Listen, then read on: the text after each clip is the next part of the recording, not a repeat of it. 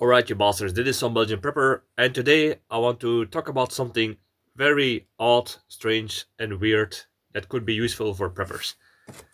And that is survival uses of a PO, bedpan, or a chamber pot, like they call whatever you call it, is this thing.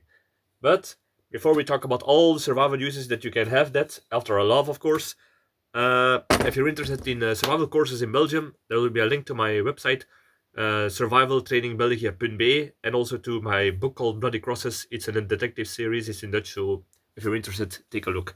Alright, the chamber pot. So, why a chamber pot and why is this in a survival video? Well, to be honest, it's a funny story. My mother sometimes brings old stuff just from what she finds back at home. That's something that was in the closet very deep and long after some cleaning, and she gave me this chamber pot just for shits and giggles. But as a prepper I'm always thinking, why did people used to use certain things in the past, and how can I implement it for survival or prepper purposes? And to be honest, it is a very multifunctional and all-around survival tool in my opinion. And we're going to talk about them and show you some examples. Yeah, the first thing that comes to mind when you have one of these is doing number one and number two, yeah, in your bedroom. That's why it's called the chamber pot. But yeah, why would you do number one and two in your bedroom? Yeah, we're not living in medieval times that you just chuck it out of the window. Well, to be honest, there are certain situations where this could be handy. For example, if you are bedridden, and yeah, you don't always have the strength because you're gravely ill to go downstairs or go to the toilet, or you don't think you can make it because you have certain diseases like how do you call it, dysentery or cholera or some stomach flu, that you know, if I cannot reach a toilet in like 15 seconds, I'm gonna shit my pants. Well, if this is next to your bed, that could be very handy in those kind of scenarios. And you can also do number one and number two. And yeah, it's also for touring up. It's very handy for people who are actually sick all around. For example, when I was a small boy, we at home had something we call het kotskommetje. That was a metal pot that we had, where if this thing was out, two things would happen. You would either peel potatoes in it, and of course, after cleaning, you would use it for people who are sick and about to throw up, that cannot, like I said, cannot reach a toilet. So this can be used in a similar manner actually. And also another thing, you can use this for people who are sick or bedridden, so to say, is you can bring soup to them uh, in bed without too much spilling. Because something that I really hate about drinking soup or some other fluids or noodle soup or whatever, that if you're sick and you're going to take it to bed, you have to put it very still, because otherwise it will clutch to the outside. And if you can see, there is the shape is going like ups and going like this and going like this. The handy thing about this, and I will show you in a minute how effective this will be, is if you have fluid in it and it's beneath this line, you can walk around with it or just doing something like this and it will not spill over. So that is one of the designs for this, and it is also the reason why it's a chamber pot, because if it's full of piss, you do not want, if you transport it to the toilet or outside, you do not want it to clutch over. So that's a really good design in my opinion. So what we're talking about, oh yeah, um what other things that you can do with it, yeah, beside number one and number two, is also if you're in a snowstorm or a long-term isolation in a room, whether it's an epidemic or whether it's a snowstorm where only one room can be heated. So if you have been to places where it's so cold, here in Belgium, luckily we don't have that, but I can imagine there are certain places where it's so cold that the toilets pipes will freeze up, and running water is no option. So you have to sometimes do it inside in the warm in the one of the warm rooms, and check it outside, because yeah, there is no working toilet because of the freezing cold. So during a long term snowing storm, that could be very problematic. All right. Another thing that you can do with this is washing and shaving. If you have watched old movies or old pictures, you will see a washing table, uh, um, with, how do you say this? On a washing table where I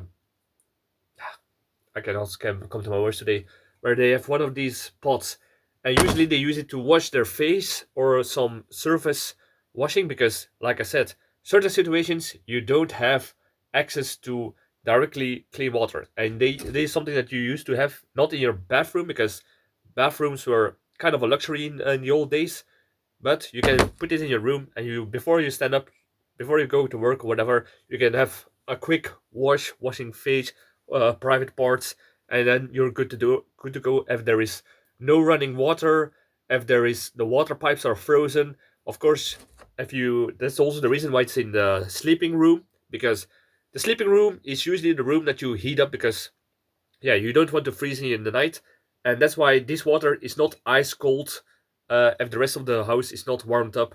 So during blackout, long-term worst scenarios, whatever, this in your or a sleeping room can help you have more sanitation, so to say.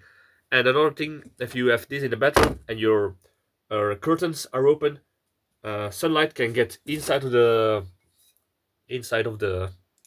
room, and the UV beams will kill pathogens inside of the pot if it's directly in the sunlight. So that's something that you can do. Also for shaving, improvised. I've had to do that a few times because I had problems with my with my water pipes at my house, and also during my 7-day test of cutting off all the water. If I had something like this, it would have been more easier because I used a copper pot, and that comes to the next problem. Yeah, I will second.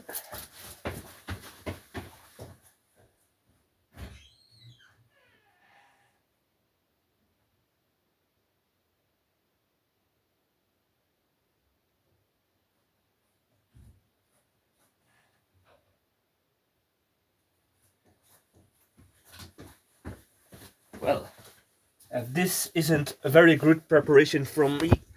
Ugh. All right. So, where were we? Oh yeah. So I have, for example, this pot.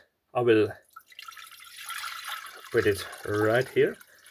This has now an equal amount of water, and like I said of the design, I just wanted to show you how much different it is if you transport poo, piss, diarrhea, soup, just hot water for washing or shaving, or whatever of liquid you transport.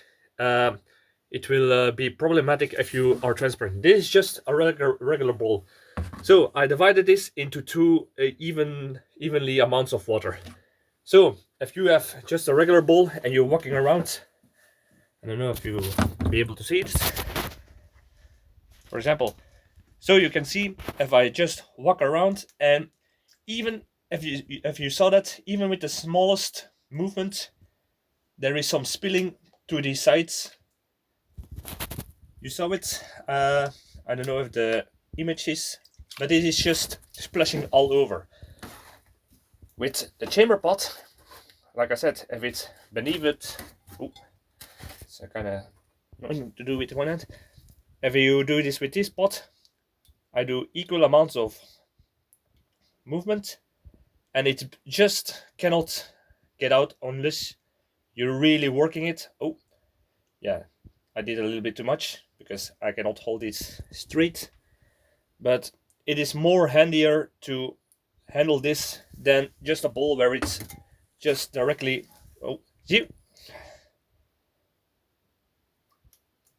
where it's splashing all around. So that is what I wanted to demonstrate. Another thing that we are going to talk about. I'm going to put this away because. All right. So Another thing you can do is, for medical purposes, you can do steam inhalation. Inhalation is, we all saw this in old movies. You take a pot, you fill it up with hot water, that is when steam is coming out. You take a towel and you hang yourself over it so the steam can gather around and you can inhale this. And what does this do? Well, in case there is a scenario where you cannot get professional medical help, this is a very good way to treat certain conditions. For example, croup. As a child, I had this small steamer next to my bed when I had croup, so to call, to clear up and loosen up the mucus in the lungs and in the windpipes, bronchitis, allergies. If you have some mucus from allergies, just the regular cold when you're clogged up. Those are things that you can do, and it's not only with steam, but you can also put something in it, like how do you say this? The thing that koala bears eat, eucalyptus. You can do this in here, and you can get it in with the steam, and it will clear up a little bit. Do this for 10-15 minutes. Make sure that you close your eyes so that hot steam will not get into your eyes. That's bad. But this is just an old-time trick in case there is no modern medicine around to help you a little bit with the symptoms. And another thing that I want to talk about, and that is insect repellent. So if you put this next to your bed in your room, there are two things you can do. And the first thing I would say is fill it up with a mix of water, perhaps hot water, and some oils that can repel certain insects like mosquitoes, like citronella oil or rosemary oil. And then next to your bed, it will vaporize a little bit, and it will can keep the mosquitoes away. But you have to put it right next to your bed, so to say. Uh, Another thing that I heard, but I'm not sure about this. Just if anybody else ever learned this from their grandfather or whatever, or heard something about it, or found some study about this, because I'm not sure, but I've heard from one or two sources that if you have a chamber pot filled with piss, the ammonia smell that rises up is something that mosquitoes do not like.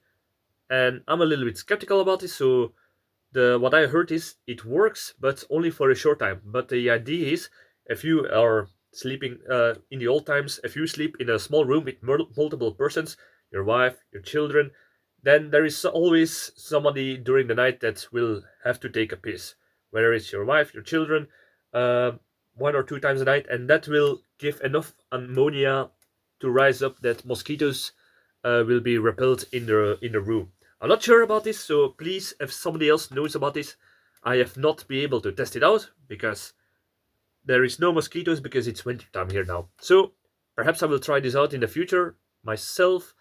We'll see about that. All right. I think I'm almost ready. Yeah, I think that's.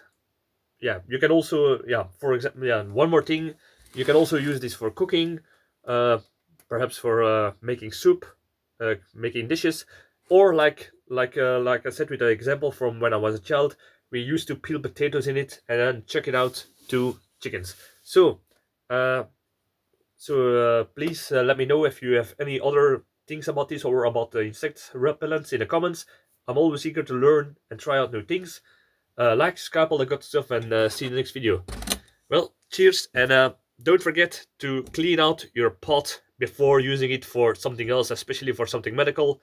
Don't be a dum-dum, and see you the next time. Cheers!